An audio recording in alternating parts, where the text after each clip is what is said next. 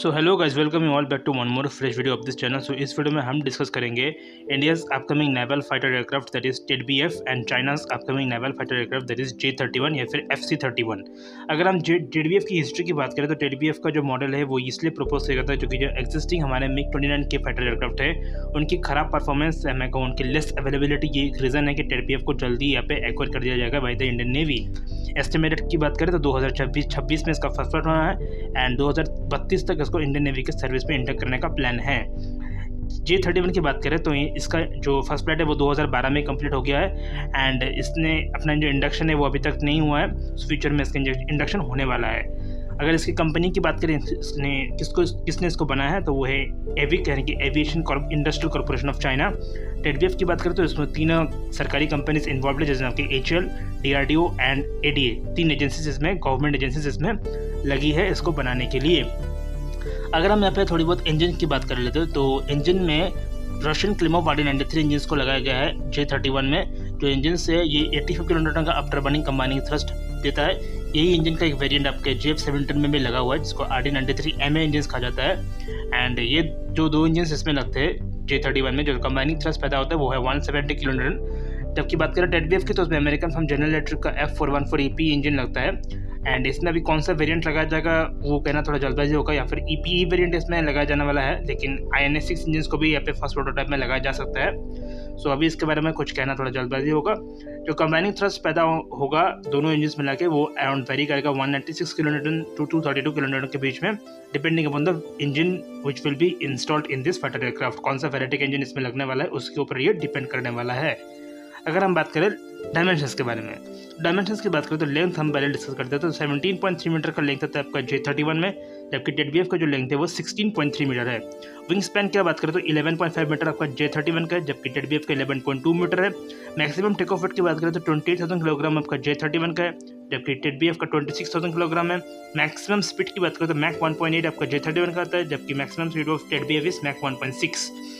Super cruise अभी J-31 नहीं कर सकता क्योंकि इसका RD-93 इंजन जो है वो इतना इतना एबिलिटी नहीं प्रदान करता है कि ये सुपर क्रूज करने में सक्षम हो। लेकिन हमारा TDF जो है वो सुपर क्रूज करने वाला है स्पीड ऑफ मैक 1.2। लेकिन जो फ्यूचर इंजन इसमें लगने वाला है WS-19 इंजन, वो इसको ये एबिलिटी दे देगा कि ये सुपर क्रूज भी कर सकता है।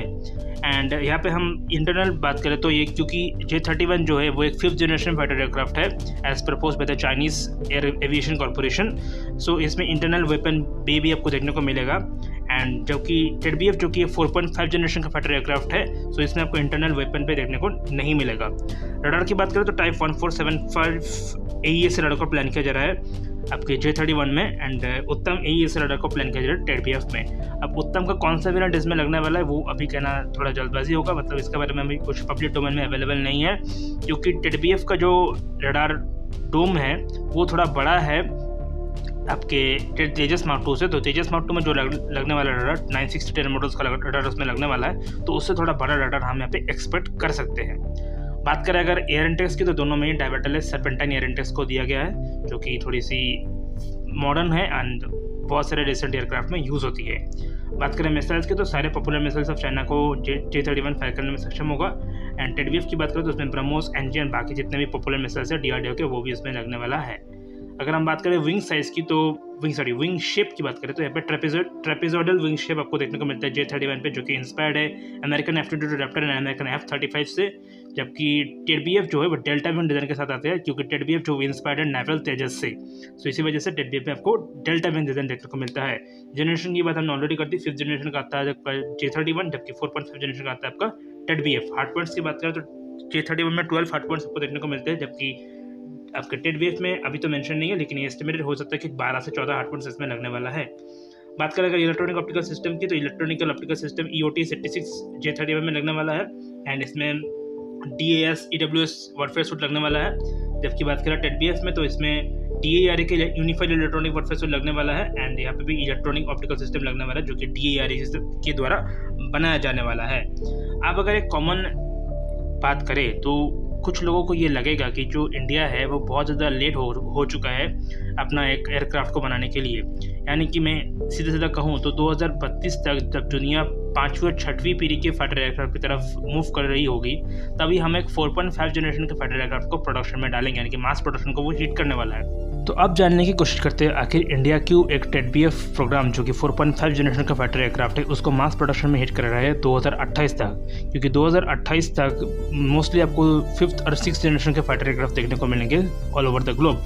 सो देखिए यहाँ पे एक्चुअली केस क्या है कि 5th जनरेशन के जो फाइटर जेट्स होते हैं उनका मेंटेनेंस बहुत ही ज़्यादा महंगा होता है, यानी कि जो ऑपरेशनल कॉस्ट आती है उनकी बहुत ही ज़्यादा महंगा होता है, इसलिए उनको एक मास नंबर में एक्वायर करना एंड उसको एक एट ए टाइम ऑपरेट करना, यानी कि आप जब चाहे उनको ऑपरेट करना, ये थोड़ा सा अनकम्फर्टेबल होता है किसी भी एयरफोर्स के लिए। अगर आप यूएस की बात करें तो यूएस नेवी ने रिसेंटली ऑर्डर प्लेस किया था, फॉलो ऑन ऑर्डर दिए थे बोइंग F-18 सुपर 100 ब्लॉक 3 के, लेकिन अगर आप कहेंगे तो उनके पास F-35C जो कैरियर बेस्ड फाइटर एयरक्राफ्ट है वो एक 5th जनरेशन फाइटर एयरक्राफ्ट होने के बावजूद उन्होंने फॉलो ऑन ऑर्डर दिए थे बोइंग F-18 सुपर 100 ब्लॉक 3 के, जो कि एक 4.5 जनरेशन का फाइटर एयरक्राफ्ट है। सो ये क्लियरली शो करता है कि ये जो फाइटर एयरक्राफ्ट होते हैं ये ईजी टू यूज़ होते हैं, बहुत ही ज़्यादा कम्फर्टेबल होते हैं, बहुत ही ज़्यादा एफिशिएंटली आपके जो काम है वो करने में सक्षम होते हैं, सिवाय आपके 5th जनरेशन फाइटर एयरक्राफ्ट में।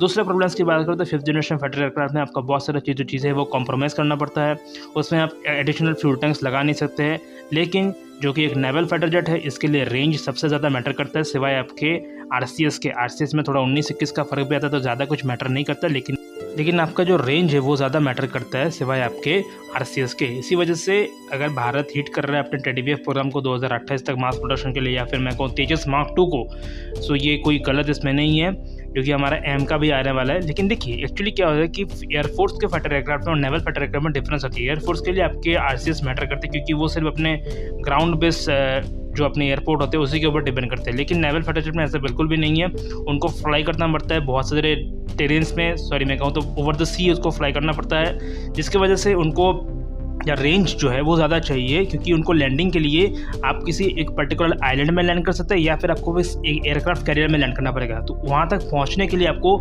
जो रेंज है वो चाहिए होगा। इसकी वजह से जो रेंज होती है नेवल फाइटर जेट में वो ज़्यादा मायने रखती है।